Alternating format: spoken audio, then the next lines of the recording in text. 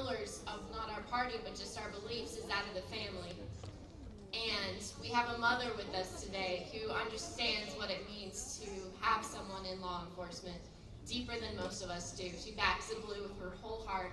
It's turned into her life mission now after she lost her own son in the line of duty in 2014.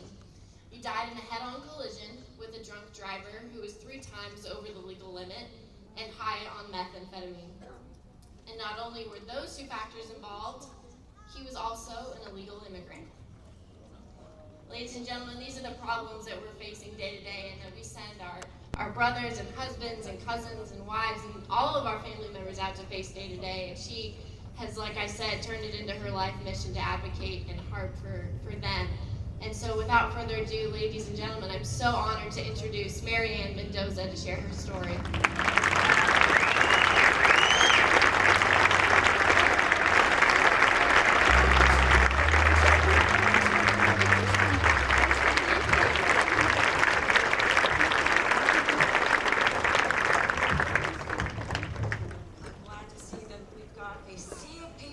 Support the blue, because they are the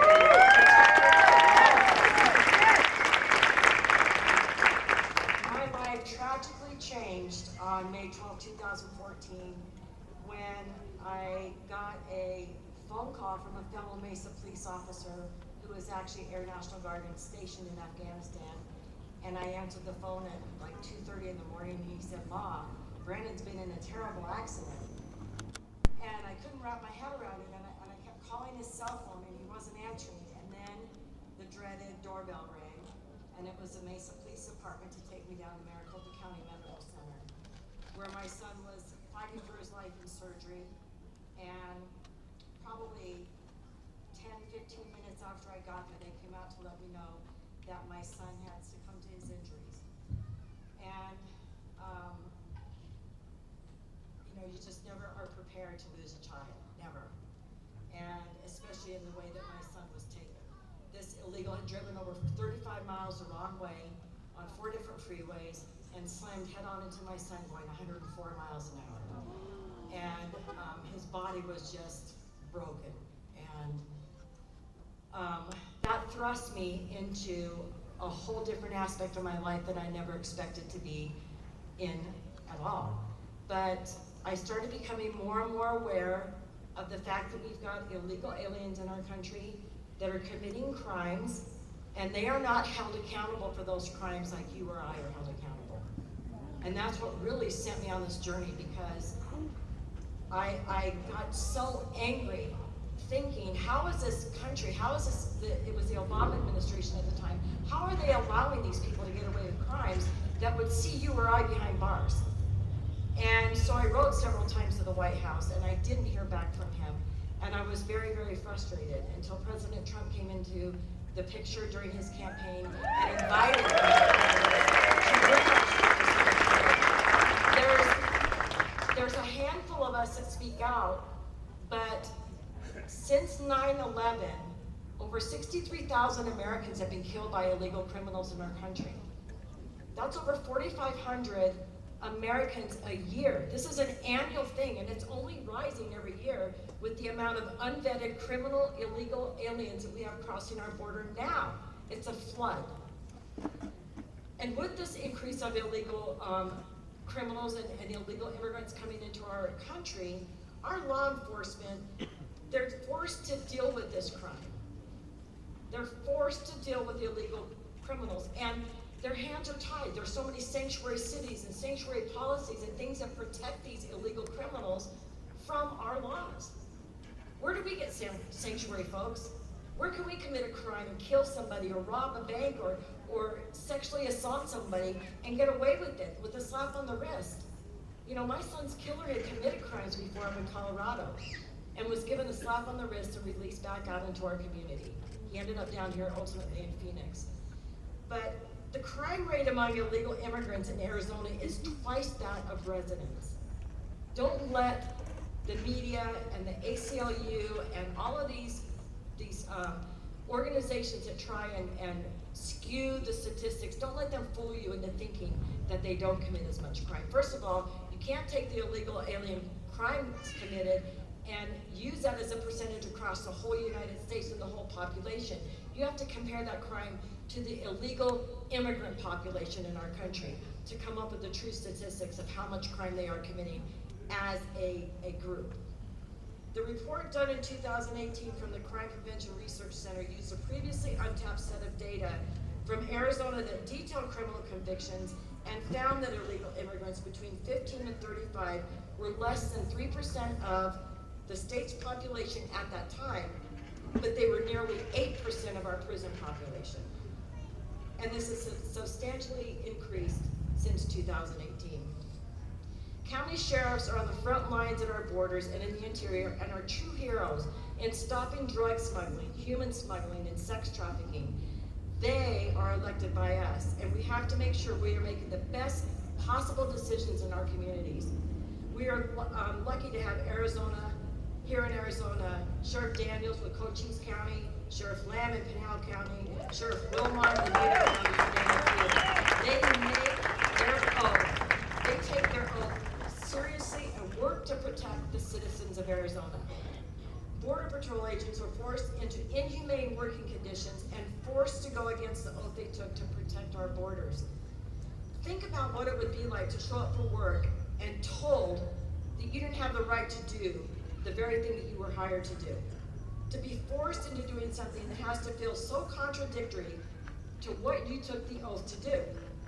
And now this administration has announced that every Border Patrol agent must be vaccinated by November 1st or risk losing their job. As they stand down by orders of this administration and allow millions of untested, unvaccinated illegals into our country. This is BS.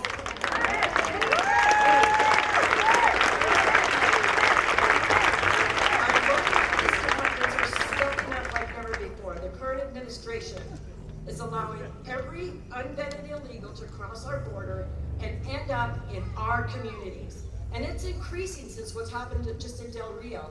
They are now shifting over to Arizona and they are flooding Sheriff Wilmot down in Yuma right now. The Haitians are. You have to keep track of what's going on. It's going to get bad in our state here. The likelihood of our local police departments having contact with the criminal element of those illegals, it's very high, and we have to make sure that they have the funding needed to not only protect themselves, but to protect us. Defunding the police and law enforcement officers is putting the lives of our very protectors at risk. And it's not only dangerous for our communities, the negative press and media outrage has made our law enforcement agents a target of these criminals. My son had the responsibility to clean up a neighborhood in Mesa. It involved removing drug dealers from a park, relocating homeless to shelters, reclaiming the park for the residents, and getting new playground equipment, a ball field, security cameras, extra lighting that has made the park a family haven again. And my heart smiles every time I go by that park and see the families at the playground, the kids playing basketball and ball games on the field, and they feel safe again. And this was one officer, with the help from many others, to accomplish this huge task who made a difference. There are thousands of law enforcement agents across this great nation who are doing the same amazing type jobs for our communities. And they get up every day.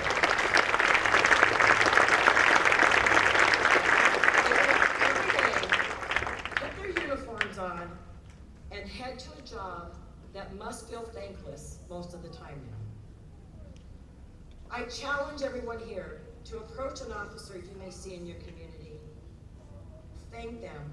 Buy them the coffee they are waiting in line behind you to buy. Pay for their dinner if you see them in a restaurant, and let them feel the appreciation that you feel for them. You know, we close our doors every night, we go to sleep, go to bed, and these are the protectors driving around our communities, making sure that we are safe in our homes. They choose to do this, and we can choose to show our appreciation. Whether you are currently employed or retired, I personally want to thank every law enforcement agent here tonight for doing what you do for all of us. Please, I'm asking all of you here to to make a difference and donate to the Mesa Police Association or to the Phoenix Law Enforcement Association. It'll make a difference in their lives. They know that when they know that they're being appreciated. I back the crew today, tomorrow, and forever.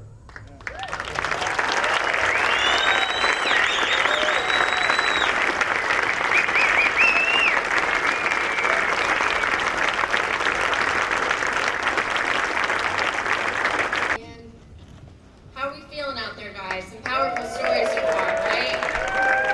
Those are just two. Think of all of the Arizonans out there who have stories like that. It's pretty powerful stuff. So before I introduce our next guest, just a little reminder, I'm sure there's a few of you out there who really just weren't into politics that much. Any of you out there that this is like kind of new for you? Raise your hands. Where are you at? Feeling a little nervous, feeling a little like, what am I doing? Like, this is so un-me, right? Well, first of all, thank you. You're at the right place. Arizona is amazing. Second of all, I too is one of those people. Some of you may know my story. I was just a journalism student at Arizona State University who decided, after being met with these crazy mandates, I was fired from a position because of views that were too conservative for a journalism student to have. So instead of just bowing to that type of mob, I fought back and